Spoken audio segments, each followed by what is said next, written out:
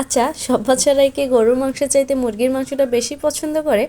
আমার বাচ্চারা তো গরুর মাংসের চাইতে মুরগির মাংসটাই বেশি পছন্দ করে, ওরা মুরগির মাংসটাই বেশি খেতে চায়। আসসালামু আলাইকুম, কী অবস্থা সবার, সবাই কেমন আছো? আলহামদুলিল্লাহ আমরা কিন্তু খুব ভালো আছি। যেখান থেকে এই ভিডিওটা দেখছো অবশ্যই একটু লাইক কমেন্ট শেয়ার দিয়ে পাশে থাকবে এবং ফলো দিয়ে সাথে থাকবে। চলে আসলাম আজকে আবার নতুন আরেকটা ভিডিও নিয়ে। রাতের বেলা হঠাৎ করে বলতেছিলাম যে আমার না গরুর মাংস খেতে ইচ্ছে করছে, দেখি সকালবেলায় 2 কেজি গরুর মাংস নিয়ে আসছে। তো দেখে তো বেশ খুশিই হয়েছি। তারপরও তাকে বললাম কেন আনছো, কয়েকদিন পরে আনলেই তো হইতো। কিন্তু মনে মনে তো আমি অনেকটাই খুশি। এরকম হাজব্যান্ড পাওয়া কিন্তু সত্যিই প্রত্যেকটা নারীর জীবনে ভাগ্যের ব্যাপার, যা কিন্তু সবাই পায় না। মানে মুখ দিয়ে একটা কথা বলার সাথে সাথেই সবটা হাজির করে এনে দেয়।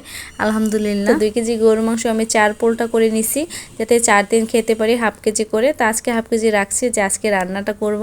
তাজা তাজা গরুর মাংস খেতে একটু বেশিই মজা লাগে, এই জন্য আর কি। ও মা ছেলে দেখি বলে যে আজকে সে গরুর মাংস কোনোভাবেই খাবে না, তার খেতে হবে আজকে মুরগির মাংস। মানে তাকে আজকে চিলি চিকেন রান্না করে দিতে হবে, সাথে ফ্রাইড রাইস। কেমনটা লাগে বলো? যেই না ছেলেকে বললাম যে বাবা আজকে যেহেতু গরুর মাংসটা রান্না করতে নিছি, আজকে গরুর মাংসটাই রান্না করি, তোমাকে না হয় কালকে আমি চিলি চিকেন আর ফ্রাইড রাইসটা রান্না করে দিব।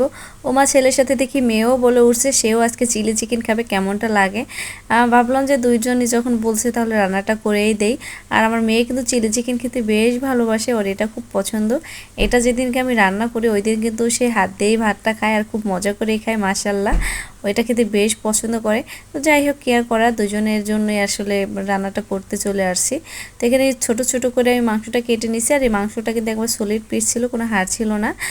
এর মধ্যে আর কি সব রকমের মশলা দিয়ে সুন্দর করে মাখিয়ে ডিম আর ময়দা দিয়ে আমি আর কি মাংসটাকে সুন্দর করে ভেজে নিছি। তারপরে আমি এখানে তেলের মধ্যে যে পেঁয়াজটা ছিল ওইটা একটু বড় বড় করে কেটে একটা মরিচ দিয়েছিলাম। তারপরে কিন্তু টমেটো সস, সয়া সস আর অল্প একটু আদা রসুন বাটা দিয়ে জাস্ট সুন্দর করে রান্নাটা করে নিছি। যখন রান্নাটা হয়ে গেছে তার উপরে একটু সাদা তেল ছিটিয়ে দিয়েছি, মাশাআল্লাহ দেখতে কিন্তু বেশ সুন্দর লাগছিল, তাই না? তো ঘরে বেল ছিল, ভাবলাম যে দুপুরবেলা গরমের মধ্যে একটু ঠান্ডা ঠান্ডা বেলের শরবত খেতে ভালোই লাগবে। এই জন্য চলে আসলাম বেলের শরবত বানাইতে। এখানে অল্প একটু চিনি দিছি, বেশি পরিমাণ চিনি দেই না, যেহেতু বেল অনেক মিষ্টি আর বেলটা কিন্তু খুব মিষ্টি ছিল। তো শরবতটা বানানো শেষ, আমি আগে 1 গ্লাস খেয়ে বাকিটা ফ্রিজে রাখছিলাম, মানে নর্মালি রাখছি। তারপরে দেখি যে একবারে জমে গেছে। কেন এটা জমে যায় আসলে আমি জানি না, তোমরা যদি কেউ জেনে থাকো অবশ্যই জানাবে। এরপরে চলে আসলাম মিক্স রাইসটা রান্না করার জন্য। আর নিজের প্রশংসা কখনো নিজের করতে হয় না, এটা সবসময় শুনে আসছি, কিন্তু আমি নিজেরটাই করি।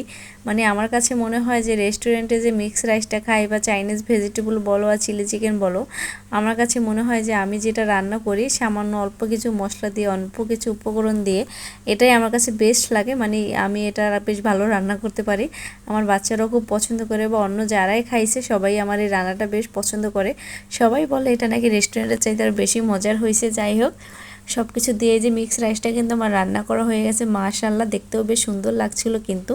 আর দেখতেই কিন্তু শুধু সুন্দর হয় না, এটা খেতেও কিন্তু বেশ মজার ছিল। যাই হোক, ভিডিওটা দেখার জন্য ধন্যবাদ সবাইকে, খুদাহাফেজ।